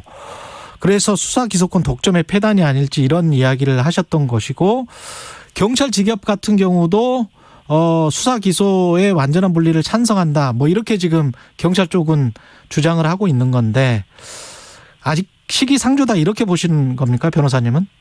아니요, 시기상조라고 보는 건 아니고요. 저는 제대로 충분한 논의를 거쳐서 제대로 진행을 하자 그 얘기입니다. 제대로 진행을 하자. 지금 그리고 검사들을 수사했을 경우에 기소율이 낮다 그렇게 말씀을 하셨는데. 일반 사건에 비해서 그거는 좀 다를 수가 있어요. 일반 사건이라는 게 지금 뭐 어떤 걸 통계로 뽑은 건지 모르겠는데 전체 형사 사건 접수되는 뭐 사건을 말씀하시는 것 같아요. 근데 거기에는 아무래도 일반 범죄 혐의자들이 많이 있을 수밖에 없는 거고 그건 기소율이 높고 검사들이 일반 고소장 접수되는 그런 혐의자들보다는 범죄율이 훨씬 낮을 수밖에 없겠죠. 그거는 검사들이 무슨 범죄 집단은 아니지. 아니 사건 접수가 된 것들을 말씀을 드린 건데 알겠습니다. 아니, 접수 중에서 이제 기소율 뭐 그걸 말하는 것 같아요. 그러니까 알겠습니다. 검사들이 범죄 집단은 아니지 않습니까? 알겠습니다. 그렇기 때문에 그 기소율이 낮을 수밖에 없다고 생각하고요. 그다음에 이중재 변호사님이었습니다. 어쨌든 모든 논란은 공정하게 하기 위해서는 공수처로 가자 이런 얘기죠. 잠시 후 8시 반부터 일부 지역국에서는 해당 지역 방송을 보내드립니다.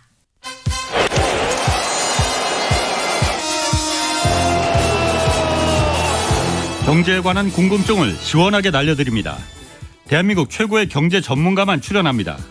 재미와 정보, 지식까지 다 잡는 홍사훈의 경제쇼. 오후 4시 5분에 함께하시죠.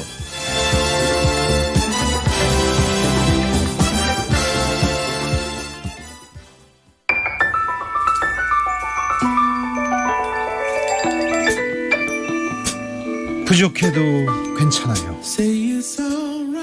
실수해도 괜찮아요. 길을 잃어도 괜찮아요. 우리에겐 우리가 있잖아요. 매일 오후 5시 5분 주진우 라이브. 지금 시각은 8시 30분입니다. KBS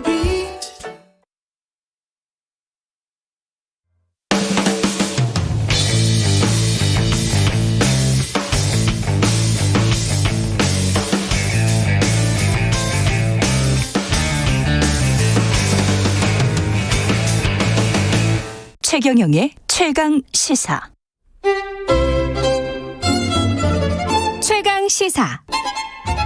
김호기의 사회학 카페. 어서 오세요.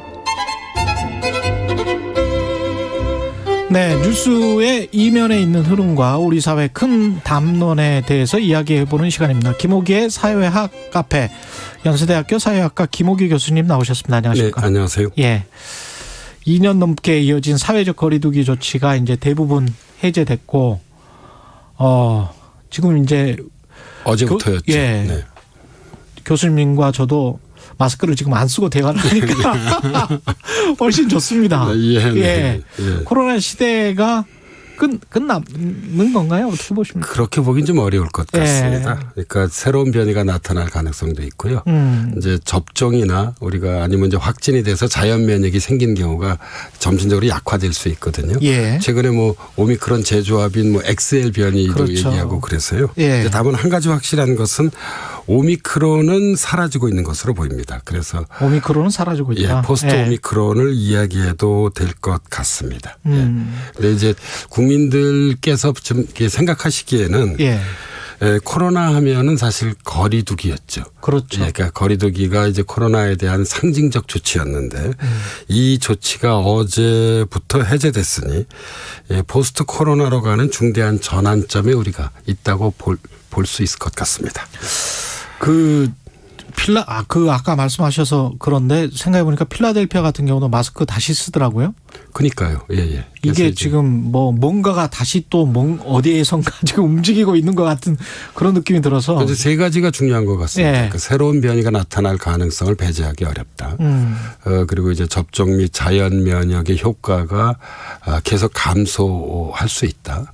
그리고 세 번째로 우리가 주목할 수 있는 것은 이제 여름이 돼서 괜찮은데요. 이제 가을이 되고 겨울이 되면 또 실내 활동을 많이 하게 되니까요. 이 감염의 가능성은 좀 높아진다고 할 수 있겠습니다.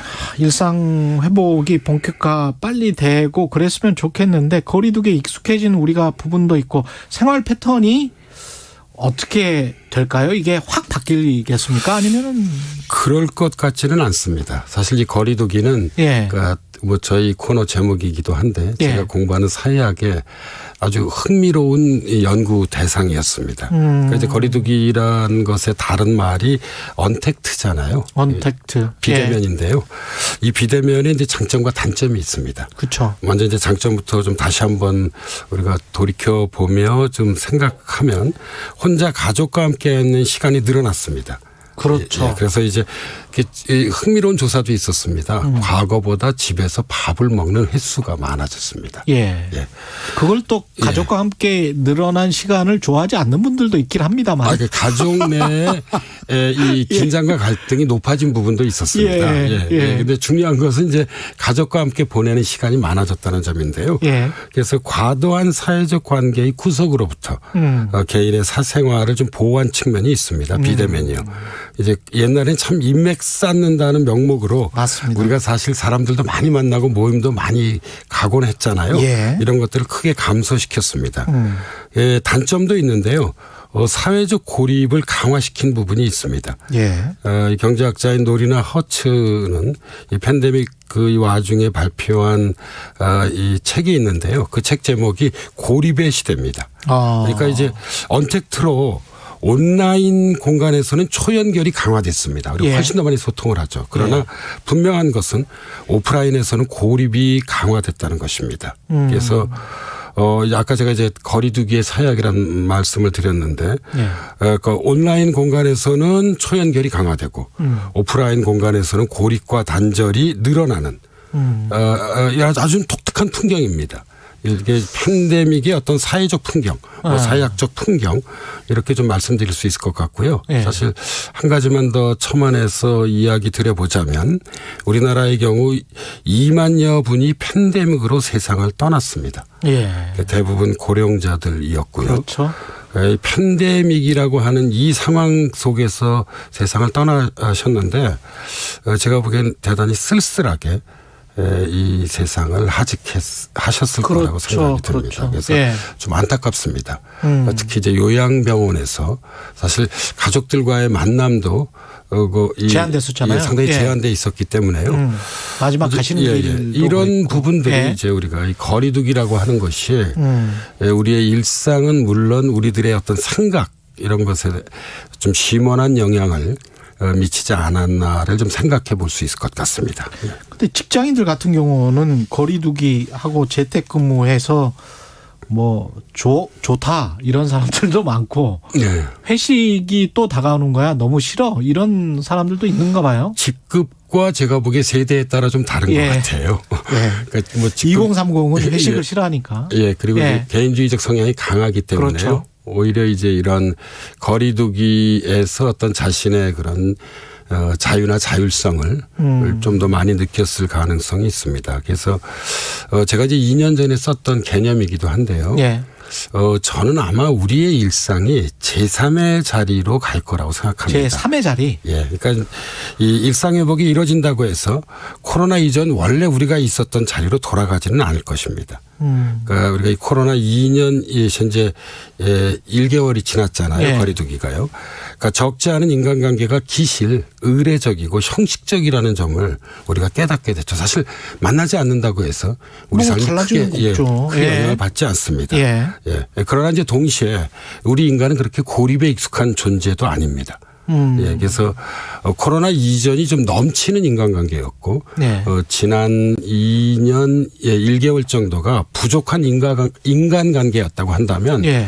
저는 아마 그 중간쯤에 있는 제3의 자리로 우리가 갈 가능성이 있다고 생각을 하고 있습니다. 이 코로나19 세대 그래가지고 특히 뭐 영유아랄지 그 한참 말을 배우는 아이들 같은 경우에 뭐 다 마스크를 쓰고 있으니까 얼굴 표정을 보고 느낄 수 있는 어떤 공감 능력이랄지 이런 게 나중에 보면 떨어질 수 있는 우려, 그다음에 말을 조금 뭐 더듬거리고 늦게 배운다 이런 어떤 나중에 이렇게 쭉 보면 중고등학교 학력도 그렇고 이게 좀 시차적으로 좀 뭔가 연구가 필요한 거 아닌가요? 교육 같은 경우는 체계적으로 연구를 좀 해야 됩니다. 그렇죠. 특히 저희들이 보기에는 예. 그 유아들, 그다음에 초등학생들, 그렇죠. 그리고 이제 중학생까지 예. 사실 교육이 과거와 같은 방식으로 이루어지지 않고 주로 온라인을 통해서 이루어졌는데요. 좀 체계적 연구가 좀 필요할 것 같습니다. 그렇죠. 교육 내 네. 불평등도 상당히 강화됐을 거라고 좀 생각을 하고 있습니다. 사회적 공감도랄지 그 시기에 뭔가 인간적으로 뭔가 발달해야 되는 요소들이 한 2년 동안에 사라지면 아이들한테 조금 좀 상당히 해가 됐을 수도 있을 것 같다 그런 걱정은 맞습니다. 들더라고요. 예, 우리가 보통 것은 이제 사회화 과정이라고 얘기하는데요. 지난 2년 1개월 동안 분명 과거와는 좀 다른 사회화 과정이 진행됐다고 볼 수 있습니다. 예. K 방역 같은 경우는 어떻게 평가를 해야 될까요? 이 자리를 빌어 제가 좀 솔직하게 좀 말씀을 드려보자면 선거가 끝났잖아요. 예. 그래서 이제는 좀 전 비정치적 관점에서 코로나19를 좀 평가할 수 있지 않나 하는 생각을 가지고 있습니다. 예. 그러니까 우리가 이제 어떤 것을 평가할 때는 절대적 관점이 있고 이제 비교적 관점이 있는데 사실 뭐 절대적 관점에서는 성적표를 매기긴 어렵죠. 예. 그러나 이제 비교적 관점에서 보면 우리나라와 인구 규모가 비슷한 나라들의 어떤 그런 코로나 뭐 방역과 대책 과 좀 견주어 볼 수 있다고 생각이 듭니다. 그래서 제가 몇 개 적어왔습니다. 우리나라 인구가 이제 5,200만 정도 되는데 확진자가 1,600만이었고 사망자가 2만 명 정도 됐습니다. 영국은 6천만 정도 인구인데 확진자 2,100만이었고 사망자가 17만 명이었습니다. 17만 명. 예, 프랑스는 7천만 정도 인구를 가지고 있는데 확진자는 2,700만이었고요. 사망자는 14만 명이었습니다. 예, 이건 이제 최근 기준입니다. 그렇죠. 예, 그리고 이제 독일은 인구가 8,300만인데 확진자가 2,300만, 사망자가 13만이었습니다. 예, 이웃 일본은 인구가 이제 1억 1,900만, 1억 2천만 정도 되는데 확진자가 700만, 사망자가 3만 명 정도였습니다. 두 가지를 좀 말씀드릴 수 있는데요. 예. 우리와 인구 규모가 비슷한 우리가 보통 영국, 프랑스, 독일 이런 예. 나라들하고 견주어 볼 땐 확진자와 사망자, 특히 사망자의 경우에는 우리가 대단히 낮은 치명률은 훨씬 낮군요. 예. 낮았고요. 이웃 일본의 경우 이제 어떤 그런 인구라고 하는 요소를 좀 대입해 봤을 때 사망자는 큰 차이는 없는 것 같아요. 일본은 3만 명, 우리는 2만 명. 그렇죠. 그러나 확진자가 우리가 1,600만 명인 것에 반해서 일본은 700만 정도였던 것으로 보아 예. 일본도 뭐 나름대로 효과적인 좀 방역 정책을 선방했다. 추진했다고 볼 수 있고요. 이게 첫 예. 번째고 두 번째로 이 대목에서 생각해 보면 확실히 서구와 우리 동아시아가 좀 달랐던 것 같습니다. 그렇죠. 예. 예. 그러니까 서구가 훨씬 코로나에 대한 어떤 피해가 컸었다고 한다면 아마도 이것은 이제 우리 동아시아가 공동체주의적 어떤 그런 문화를 갖고 있었기 때문에 좀 결과적으로는 좀 효율적 대처가 좀 가능하지 않았나 이런 생각을 가지고 있는데요. 제 생각은 이렇습니다. 두 가지로 말씀드리자면 우리가 이 거리두기를 포함해서 특히 자영업자분들의 고통이 대단히 컸었잖아요. 그렇죠. 그러니까 비용은 상당히 지불했습니다. 예. 그러나 사망자 규모는 대단히 적었다는 점을 좀 주목할 필요가 있겠다는 걸 하나 말씀드릴 수 있고요. 그리고 이제 이런 점에 있어서 좀 과대평가할 필요도 없고 저는 과소평가할 필요도 없는 것 같습니다. 사실 예. K방역이라고 좀 자화자찬하기도 어렵지만 그렇다고 해서 우리가 이 다른 나라들하고 비교해 볼 때 방역을 못했던 것은 아닙니다. 나름대로 의학적 예. 그리고 경제적 방역은 이제 두 축으로 이루어졌는데요. 예.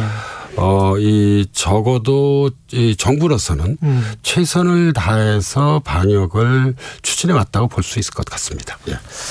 거리두기 이게 해제 이후에 그러면은 방역 대책은 사회학 교수님으로서는 어떻게 생각하세요? 어떻게 해야 될까요?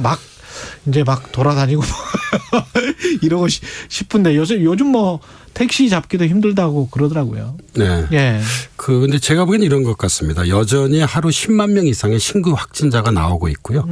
사망자 또한 하루 200명 이상씩 쏟아지고 있습니다. 아직도. 예. 그리고 팬데믹은 언제든지 돌아올 수 있는데요.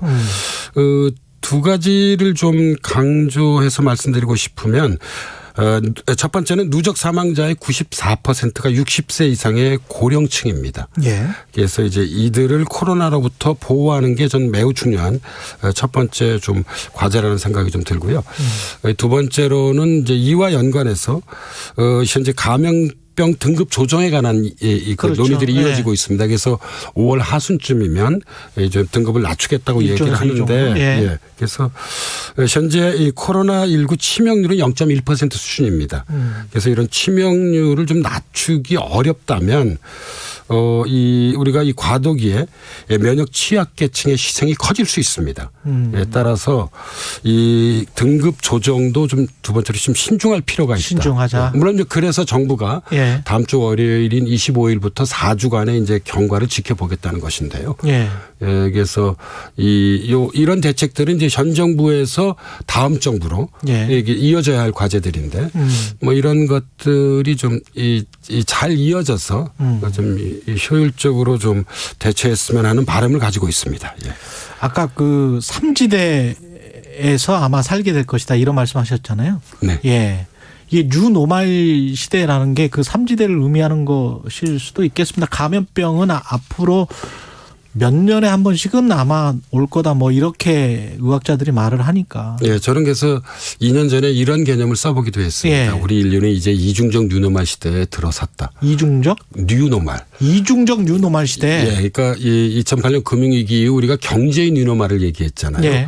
근데 2020년 이 코로나19 팬데믹의 등장으로 우리는 이제 의학의 뉴노멀 상태에 들어가게 된 건데요. 주목할 것은 이 의학의 뉴노멀이 경제의 뉴노멀에 직접적 영향을 미치게 된다는 것입니다. 그렇죠. 예, 왜냐하면 이 의학의 뉴노멀은 특히 경제 영역에서 양극화와 불평등을 강화시키고요. 국가 간. 예. 그리고 또 일국 내에서도. 국가 내에서도 그렇죠. 예. 예. 그리고 이제 이러한 경제적 양극화가 정치적 양극화를 부추깁니다. 사실 현재 우리 사회의 큰 문제 중에 하나는 경제적 양극화뿐만 아니라 그렇죠. 조금 이전 코너에서 그렇죠. 검수완박에 대한 그런 토론들도 있었잖아요. 예. 치열하죠. 정치적 양극화도 지금 대단히 좀 심각한 상태입니다. 예. 그래서 제가 말씀드리고 싶은 것은 의학의 뉴노멀과 경제의 뉴노멀이 대단히 밀접하게 연관되어 있고요. 뭐 결론적으로 말씀드리자면 코로나 대처에 대해서는 개인의 방역도 중요하지만 저는 이 점에서 정부의 역할, 국가의 역할이 매우 중요하다고 생각합니다. 예. 그래서 뭐 의학적 방역을 어떻게 할 것인지, 이 경제적 방역을 어떻게 할 것인지, 나아가서 어떤 정치적 양극화를 어떻게 완화하고 해소할 것인지에 대해서 사실 가장 중요한 주체는 역시 국가이자 정부일 수밖에 없습니다. 그래서 지금 5월 10일 이제 새 정부가 출범하잖아요. 그렇죠. 새 정부가 이러한 어떤 우리의 현실과 조건을 좀 더 깊게 유념하고 대책을 좀 세워줬으면 하는 바람을 가지고 있습니다. 여기까지 듣겠습니다. 사회학 카페 연세대학교 사회학과 김호기 교수님이었습니다. 고맙습니다. 네, 감사합니다. KBS 1라디오 최경영의 최강시사 지금 듣고 계신 시각 8시 46분입니다. 이 시각 출근길 교통정보입니다. 최대를 보인 출근 정체는 서서히 풀려가는 가운데 곳곳으로 돌발 구간도 많습니다. 무안 광주고속도로 무안 쪽으로 운수 부근 1차로에서는 사고가 났고요. 평택 제천고속도로 제천 쪽으로 평택 분기점 진입램프 1차로에서는 승용차와 탱크로리가 부딪히는 사고가 나면서 부근으로 많이 혼잡합니다. 영동고속도로 인천 쪽으로 북수원 부근에서도 사고가 나면서 1차로를 막고 처리 작업을 하고 있는데요. 이 여파바다 동수원 나들목부터 정체 심해졌습니다. 반대 강릉 쪽으로는 반월터널에서 부곡 사이와 다시 용인에서 양지터널 사이로 정체입니다. KBS 교통정보센터에서 김민희였습니다.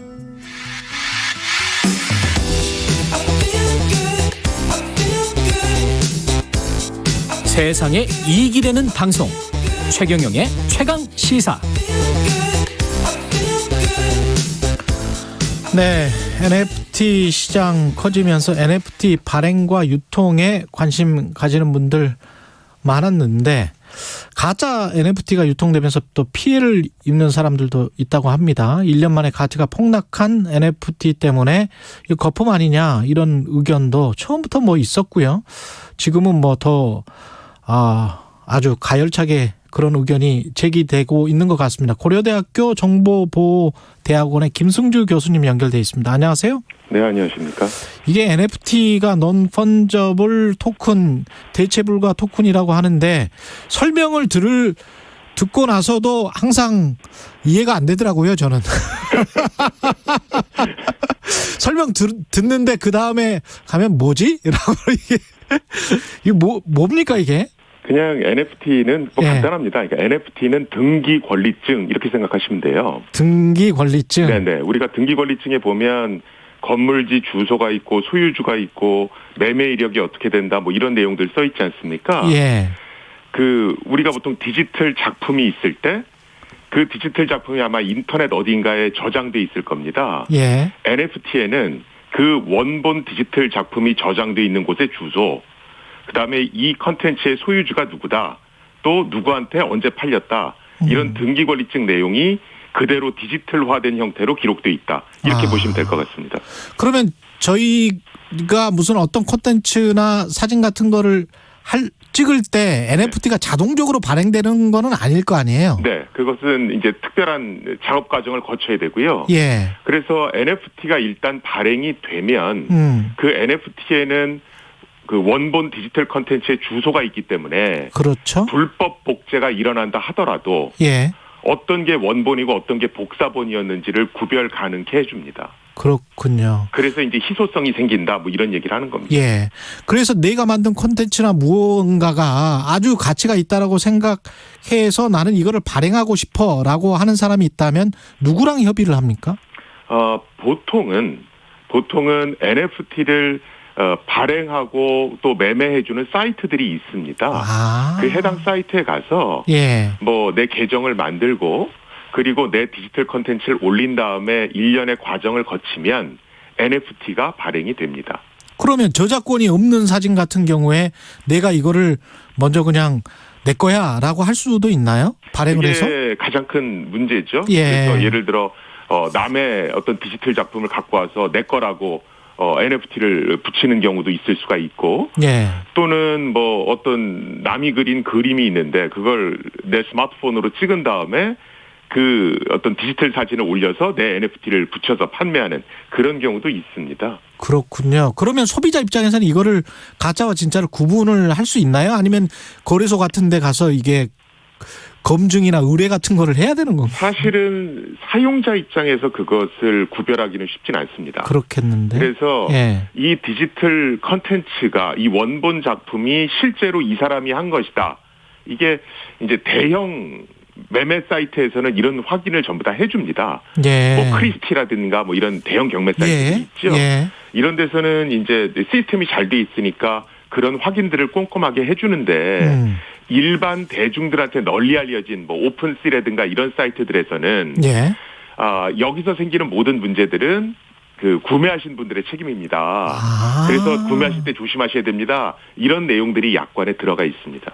그렇군요. 그러면 가짜를 모르고 속아서 샀더라도 소비자는 어디서 뭐 리펀드를 받을 수가 없네요. 그렇죠. 그래서 뭐 아직 하고 있진 않지만 우리 정부가 뭐 NFT 거래가 활성화되고 있다 보니까 이 약관상의 불공정한 부분은 없는지 보겠다라고 얘기를 하는 겁니다.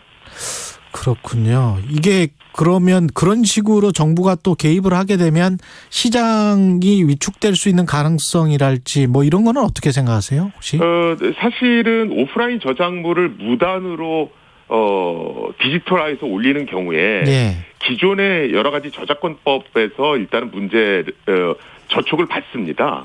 예를 들어서 타인의 작품을 그냥 스마트폰 카메라로 찍어서 인터넷에 올리는 경우에는 복제권 및 전송권 침해에 해당될 수가 있고요.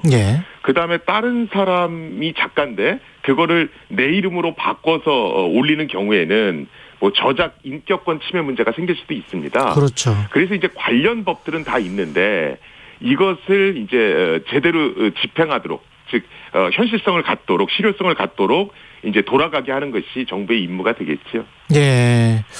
그런 제도는 지금 차츰 만들고 있는 과정인 거죠? 그러면 그렇죠. 사실은 뭐 NFT 거래가 있긴 있습니다만 뭐 NFT가 가상자산에 들어가느냐 안 들어가느냐 이것 자체도 지금 확정돼 있지가 않습니다. 가상자산에 들어가느냐 안 들어가느냐.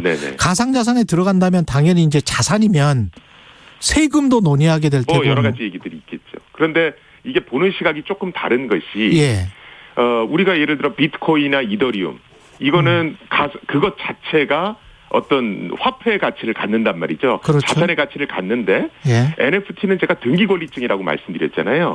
그러니까 가치는 원본 컨텐츠가 갖는 것이고 NFT는 그냥 부수적인 거거든요. 그래서 과연 NFT 자체에 세금 같은 걸 매길 수 있는가 이런 논란들이 좀 있습니다. 그렇군요. 세금을 매길 수가 있는가. 이 세금 문제도 아주 중요할 것 같습니다. 왜냐하면 미술품 같은 경우도 사실은 아주 정말 슈퍼리치 초호화 부자들 같은 경우는 약간 탈세 목적으로 사용하는 경우도 있잖아요. 그런데 이게 일반 미술품도 이게 탈세 목적이냐 수집 목적이냐를 분간하는 게 굉장히 어렵지 않습니까? 그렇죠. NFT도 똑같습니다. 그럴 것 같네. 이 산업적으로도 참 궁금한 게요. 가령 뭐 메타버스에 부동산이나 건물 아주 초호화 주택을 메타버스로 만들어 놓고 거기에 NFT 미술품을 걸어 놓는다. 뭐 이런 산업적인 어떤 상업적인 이야기를 하시는 분들이 있던데 그런 식으로 진행이 되고 사람들이 거기에 관심을 갖습니까? 어떻게 보세요? 요새 뭐 메타버스 얘기가 많이 나오는데 예. 요새 메타버스는 옛날 메타버스하고 조금 다릅니다. 뭐냐면 옛날에는 그냥 회사에서 아이템 같은 거 만들어주면 이용자가 그걸 샀거든요. 예. 근데 요새 메타버스는 프로슈머 생태계를 구축하고 있습니다. 즉 이용자가 예. 아이템을 만들어서 직접 팔 수도 있고 아니면 내가 살 수도 있는 거죠. 유튜브하고 똑같은 겁니다. 그렇군요. 그러다 보니까 우리 예. 유튜브에서 보시면 불법 복제물 엄청나게 이렇게 차단하지 않습니까? 예. 그렇듯이 메타버스 생태계에도 원본과 복사본을 구별해서 불법 복제물을 차단시켜 줄 필요가 있는 겁니다. 예. 그러다 보니까 이제 메타버스에서 NFT가 논의되는 겁니다. 근데 이 NFT 같은 경우에 뭐 작년에 경매에서 33억 정도에 판매됐는데 현재 경매에서는 최고 공찰가가 6,500만 원이다. 네네. 당연히 이제 초기 시장이 거품 논란이 없을 수가 없는데 네네. 어떻게 보십니까? 거품 논란은? 지금은 NFT란 이름만 붙으면 막 가격 거품이 끼거든요. 이게 아주 문제인 겁니다. 그렇죠. 그래서 예. 사실은 NFT는 등기권리증 같은 거라서 예. 실제 가격은 원본 컨텐츠의 힘에서 나옵니다. 원본 콘텐츠 역시. 그렇죠. 그래서 이 원본 컨텐츠가 얼마나 역사적 상징성, 의미성을 갖고 있는가. 얼마나 가치가 있느냐. 그렇죠. 또 이 원본 컨텐츠를 사고 싶어하는 그 팬덤이 얼마나 강하게 형성돼 있는가. 또 이게 얼마나 지속 가능한가를 반드시 봐야 됩니다. 그렇겠습니다. 그래서 우리가 보통 BTS나 비틀즈가 예. NFT 시장에 진출하면 성공할 확률이 높다라고 얘기하는 게 바로 그 강력한 팬덤 때문에 그렇습니다. 역시 원본 콘텐츠의 가치가 중요하군요. NFT 그렇죠. 시장에서도. 그런데 예. 지금은 그걸 무시한 채 그냥 NFT만 붙으면 사니까 예. 가격 논란이 생길 수밖에 없는 것이죠. 그 벤처 캐피탈리스트들이랄지 그런 식으로 뭐 너도나도 투자하고 그래서는 안 되겠습니다. 그러면 NFT. 그렇죠. 반드시 예. 어떤 의미가 있는지를 반드시 확인해야 됩니다. 예. 그리고 바로 이게 신성장 동력으로 간다. 이렇게 지금 단언할 수도 없네요. 그러니까 우리 정부가 NFT에 관심을 갖는 건 분명히 맞습니다. 왜냐하면 우리나라가 뭐 K 웹툰이라든가 이런 디지털 컨텐츠에 요새 굉장히 강한 힘을 보이고 있거든요. 그래서 이게 NFT랑 결합하면 뭔가 될 것 같은데 이 생각을 하는 겁니다. 알겠습니다. 여기까지 듣겠습니다. 지금까지 고려대학교 김승주 교수였습니다. 고맙습니다, 교수님. 네, 감사합니다. 4월 19일 화요일 KBS 1라디오 최경령의 최강시사였습니다. 내일 아침 7시 20분에 다시 돌아오겠습니다. 고맙습니다.